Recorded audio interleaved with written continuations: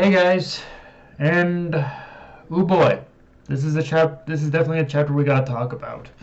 Um, so right out of the gate, I have to say, Witch's death was masterfully handled, almost perfection, if not perfect. And in many respects, the way her death plays out in the actual chapter, compared to the spoiler images we got and how those play out in isolation, is so much more emotionally heavy when you see how it all collectively comes together and it plays out.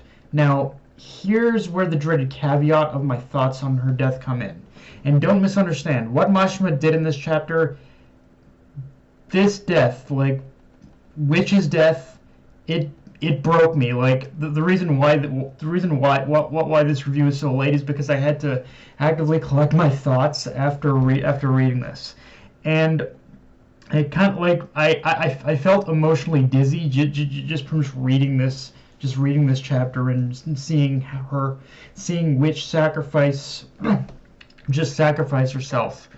But the thing is, while Mashima succeeds leaps and bounds in giving Witch a very emotionally and heartfelt send-off, whether intentionally or not, her actions leading up to her death also kind of emphasizes the importance of the Shield of Edens to the ship and its crew.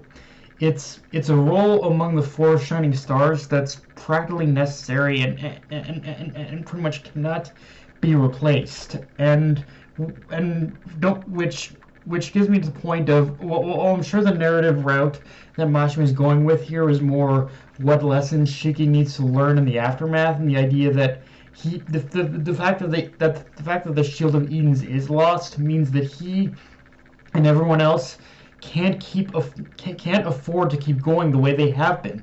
That they have to shape up. They have to actually try and learn how they can avoid situations like this again, or they'll continue to lose more and more comrades.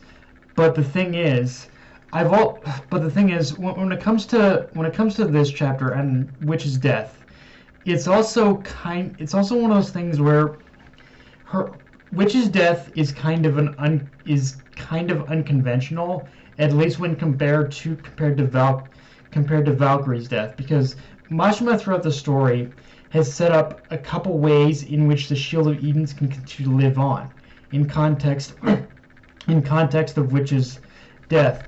But in context of Witch's death, there's only two routes I see open to where her legacy can continue to live on after her death, while still respecting it.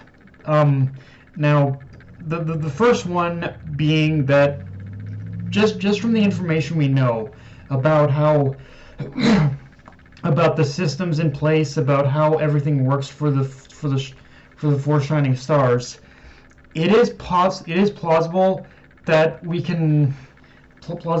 Witch's consciousness could theoretically be could become like the ship, could be transferred into the ship's systems and become sort of the ship's AI. And based off what we've been told countless times about how the memories and data of the shining stars being stored into the ship's mainframe works, it is doable. But it's not. But in context, this is something I'm not a big fan of, frankly. And so it's the one I'm hoping they don't do. But the more, so yeah, it just seems like the less appealing option.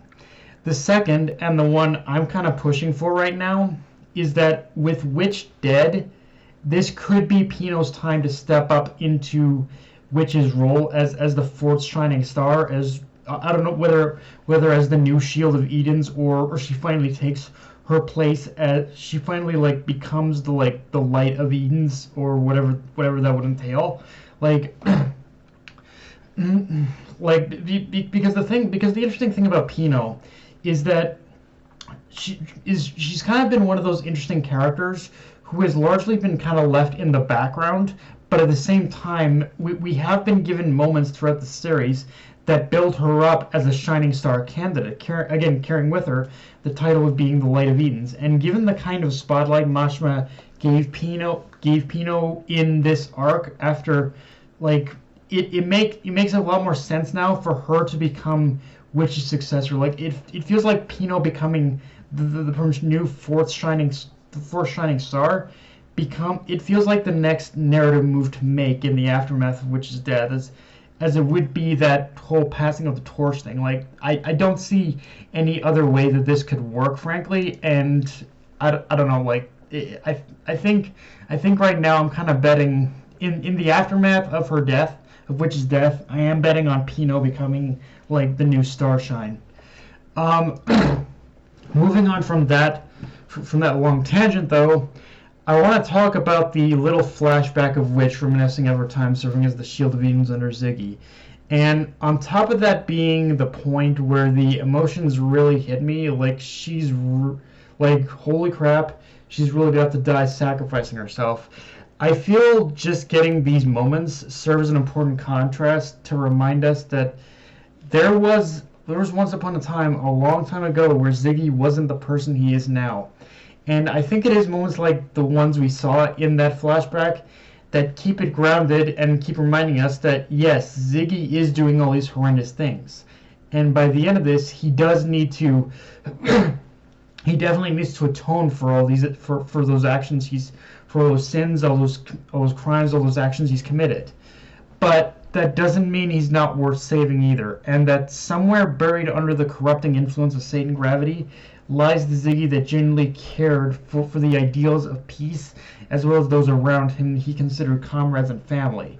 Now, with that being said, considering the stuff we learned that he knows about Mother from his battle with Nero, there does appear to be a part of him in there that genuinely does believe the course he's taking is the correct one. But I think where the corrupting influence of Satan gravity comes in is it's just a matter of figuring out what exactly the result of his end goal that the rational part of him is hoping to reach by doing all this, and in itself that shows that while the rational part of him probably does believe in this course of action, I think what the Satan gravity is corrupting is are his actions more than his beliefs. Like, every action he's taking is more the corruption of the Satan gravity, whereas I think the things he believes in is the stuff that the genuine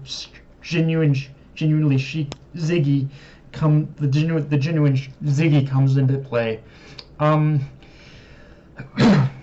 Getting back to Witch, though, one thing I do think this flashback does well on top of all that is in her final moments looking back on those times, I think she realized why Valkyrie chose to make the sacrifice that she did, and it is kind of ironic looking back on that flashback that Valkyrie would say a machine being mother is strange when not so long after she would understand what that means through being around Homer. Like, it is kind of interesting how all these little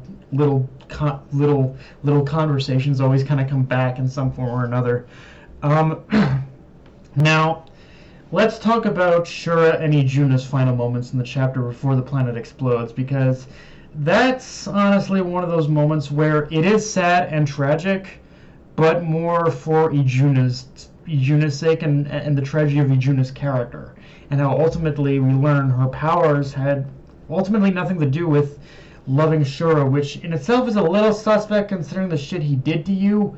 But ultimately, she did just want him to experience true love, which I guess is what happened in Shura's final moments. He had been betrayed and defeated and beaten down, defeated. Just everything he thought he knew was basically gone, to the point where the only one he could turn to was Ijuna. Like, he became a lost lamb, and Ijuna was the only one he could turn to.